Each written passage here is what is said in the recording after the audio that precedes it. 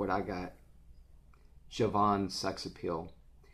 I think that I'm going to do a review on this today. Why? Because I was actually going to do another review today, but I decided not to because I was actually going to do 2 fragrances in the same review today.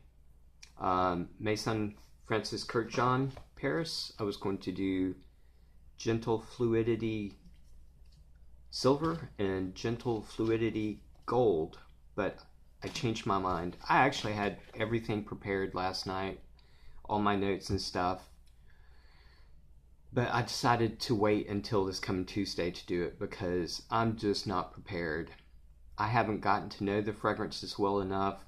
I've only worn them like 2 or 3 times, and this is going to be a big review for me because I'm doing 2 fragrances in the same review, and I just haven't experienced them enough yet for my satisfaction. So if I just threw a review out there on these 2, I just don't see it being accurate and truthful, and I'm not just going to be half prepared and just do a review just to do a review, because that wouldn't be fair for the fragrance and it wouldn't be fair for you if I wasn't 100% prepared. So I'm just going to have to do those 2 this coming Tuesday. But in place of that, I am going to do something that I do know a lot better, and that I have gotten to know a lot better than those other 2, which is Jōvan Sex Appeal. But I want to read you something first. I want to read you this on the front of the box. I love these old 70s and 80s advertisements for fragrances. Alright. By the way, this is a cologne concentration of 3 fluid ounce, 88 ml. Sex Appeal. Now you don't have to be born without it. This provocative, stimulating blend of rare spices and herbs was created by man for the sole purpose of attracting women at will. Man can never have enough, which is referring to man can never have enough sex appeal. Except for me. I do. So I'm an exception. Another one that I wrote down that I saw last night. Leaving a lasting impression on those around you with the seductive fragrance of the Jōvan Sex Appeal. Its enthralling aroma will make you feel all lively and positive. This fragrance is a stimulating concoction of rare spices and green notes, destined to add a hint of sensuality and confidence to your stride. Sparkling and provocative. This exotic fragrance is ideal for romantic evening with that special person. Rare spices and herbs. Stimulating. Enthralling. What is the other one? Exotic. Provocative. I love those things. I love those old 70s and 80s like advertising writings. But let me tell you if this is true or not. By the way, I used to believe this crap.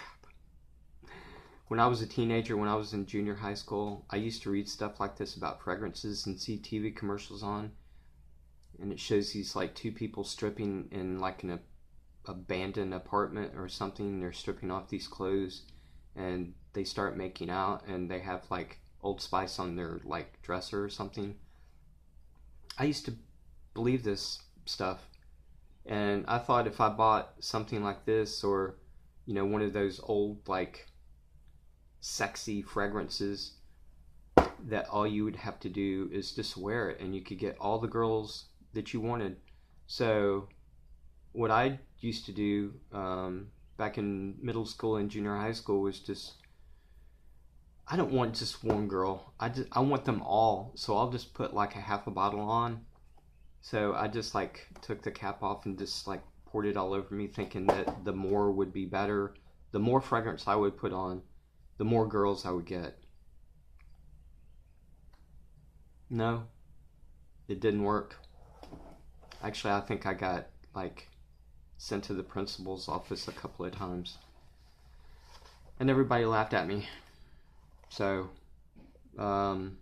anyway, let me give you the notes. No, I didn't get the notes off of Fragrantica, and I'm not even going to mention that in this review. You already know why. But I got them off Base Notes, and Base Notes this time, I believe, is incorrect. But anyway, what they got is musk, sandalwood, patchouli, and green notes. That's it. And I know there's more to it than this, so I know these notes are inaccurate also. I put one spray on, or no, a couple of sprays on this arm a couple of hours ago. And I put 3 sprays on this arm just a couple of minutes ago. I actually was doing a review. I started doing a review and I didn't like it, so I just am redoing that. So I still have the spray I put on a few minutes ago on here. But actually the bottle is actually really cool. I actually like the bottle. I do. It's a plastic top, but it actually looks really nice. It looks sort of elegant. I like the bottle. It's got a little groove thing right there. And the atomizer is actually pretty good. It's a decent atomizer. But let me tell you what I think about this.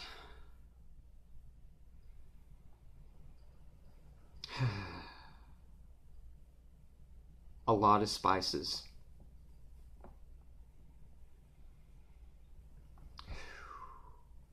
A lot of spices. But I can't really tell you exactly what they are, but I'm going to guess on what they are. I think these spices, it smells sort of like a ginger, anise, clove. That's what I get. Ginger, anise, and clove, and maybe a little bit of cinnamon in there. But there's a lot of spice. And it actually smells pretty good. There's a little bit of sweetness, but not very much. And I'm glad it has a little bit of sweetness in there, because I think these kind of spices needs a little bit of sweetness, because I don't think this would be really good with those kind of spices and it being like dry. So a little bit of sweetness, a little bit of floral, which I couldn't tell you what it is. Maybe a lavender, maybe. But the sweetness and the floral is in the background, and the spices, all the spices are up front. There's something about this fragrance that I'm not sure exactly what it is. It might be a synthetic musk or a synthetic patchouli. I can't tell you, but there's a darkness to this scent somehow.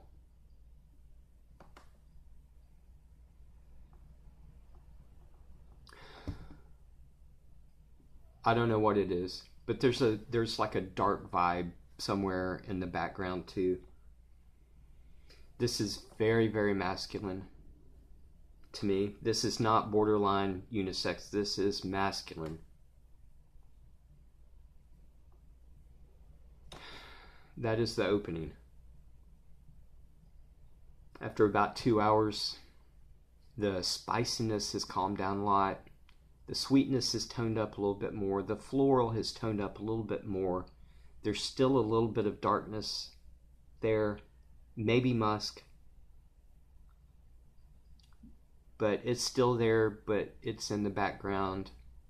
It's sort of smoothed out. It's gotten a little bit creamier.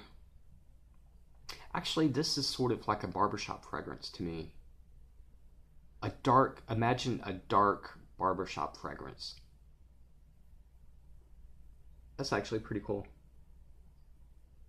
It does. It's sort of like a